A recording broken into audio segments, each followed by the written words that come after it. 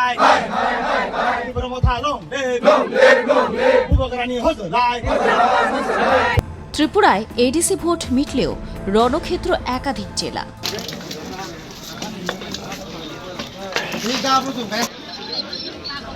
নির্বাচনে ফলাফল ঘোষণার পর থেকেই সন্ত্রাসকে কেন্দ্র করে পুলিশি ধরপাকড়ে প্রতিবাদের তুলকালাম। কোথাও টানা ৮ ঘন্টায় স্তব্ধ সড়কপথ, আবার কোথাও বন্ধ জাতীয় সড়ক। বিক্ষোভকে কেন্দ্র করে কার্যত স্তব্ধ হয়ে পড়ে জনজীবন। অন্যায়ভাবে আটক করে রাখা হয়েছে বলে অভিযোগ। অবিলম্বে তাদের নিঃশর্ত মুক্তি দিতে হবে। একাধিক জেলা থেকে উঠে আসছে এই ছবি।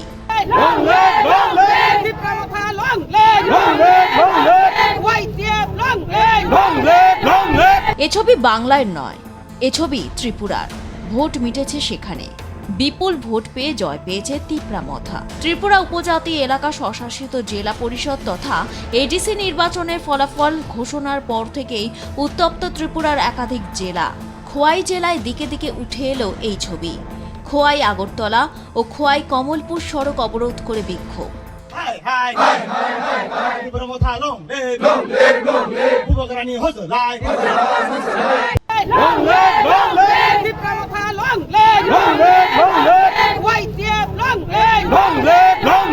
মিথ্যা মামলায় তিপ্রামথা দলের কর্মীদের ফাঁসানো এবং গ্রেফতারের প্রতিবাদে রবিবার উত্তাল হয়ে ওঠে ত্রিপুরার খোয়াই।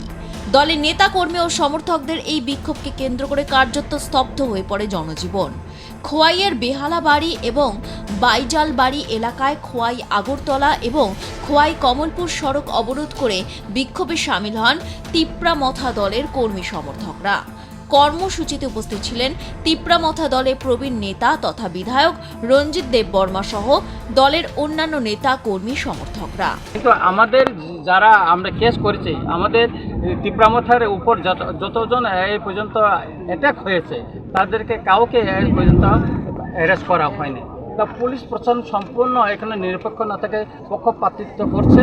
এর প্রতিবাদে আজকে এখানে জনগণ বলছে যে যারা কালকে অজিত দেববর্মাকে অ্যারেস্ট করেছে এবং ওইখানে খনিরঞ্জন এবং দীপঙ্কর দেববর্মাকে যারা অ্যারেস্ট করেছে তাদেরকে ছেড়ে দিতে হবে এবং তাদের নামে কোনো সুনির্দিষ্ট কোনো ওয়ারেন্ট নেই, তারা সন্দেহমূলক এটা অ্যারেস্ট করেছে। পুলিশের ভূমিকা এখানে পক্ষপাতিত্ব তারা করছে, তারা নিরপেক্ষ না।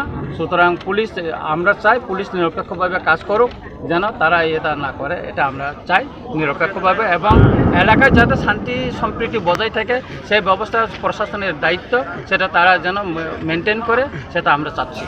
পুলিশ প্রশাসনকে কড়া হুঁশিয়ারি দিয়ে তিনি বলেন, পুলিশ প্রশাসন সম্পূর্ণ রাজনৈতিক উদ্দেশ্য প্রণোদিতভাবে তিপ্রামথা দলের 2 জন সক্রিয় কর্মীকে মিথ্যা অভিযোগে গ্রেফতার করেছে। তিপ্রামথা দলের নির্দোষ কর্মীদের অন্যায়ভাবে আটক করে রাখা হয়েছে। অবিলম্বে তাদের নিঃশর্ত মুক্তি দিতে হবে। পুলিশ প্রশাসন যদি দ্রুত তিপ্রামথা দলের কর্মীদের নিঃশর্ত মুক্তি না দেয়, তবে আগামী দিনে তিপ্রামথা দল আরও বৃহত্তর এবং জোরালো আন্দোলনে নামতে বাধ্য হবে। আমাদের 2 জন নিরীহ, আমার রামচন্দ্রঘাটের একজন খনিরঞ্জন দেববর্মা, উনি ওনার মেয়ে, ওনার মিসেস। গতকাল ওরা তো কিছু করেনি, এখানে তাদের নামে কোনো ওয়ারেন্টও ছিল না বা এফআইআরও তাদের জন্য নেই। তো এই অবস্থায় তাদেরকে রাতে বাড়ি থেকে উঠে নিয়ে গেল। আমরা চেষ্টা করেছি আজকে প্রশাসনের বিভিন্ন স্তরে, ইনক্লুডিং আমি মন্ত্রী টিঙ্কু রায় মহোদয়ের সঙ্গেও আমি কথা বলেছি এই ব্যাপারে কথা বলার জন্য, এবং সর্বশেষ আমার মহারাজাকে আমি সব বিষয়গুলি জানিয়েছি এবং এখনও জানাচ্ছি। তো আমরা দেখছি যে এটা আমরা স্ট্রাইকটা কন্টিনিউ করার জন্য আমরা চেষ্টা করেছিলাম, কিন্তু আগামীকাল এবং পরশু আমাদের গড়িয়া পূজা, আমাদের তিপ্রাসাদের বাৎসরিক একটা উৎসব। এই উপলক্ষে আমরা আর এই হরতালটা আমরা আর বাড়াইতে চাচ্ছি না। গড়িয়ার পরে আমরা আবার এই আন্দোলনে আবার সামিল হব এবং দেখব যে যতদিন পর্যন্ত বাইরে না হয় আমরা আমাদের মুভমেন্টটা আমরা কন্টিনিউ করব এবং এর ভিতরে আমরা চেষ্টা করব যে ওনার বাবাকে আমরা ফিরে আনার জন্য।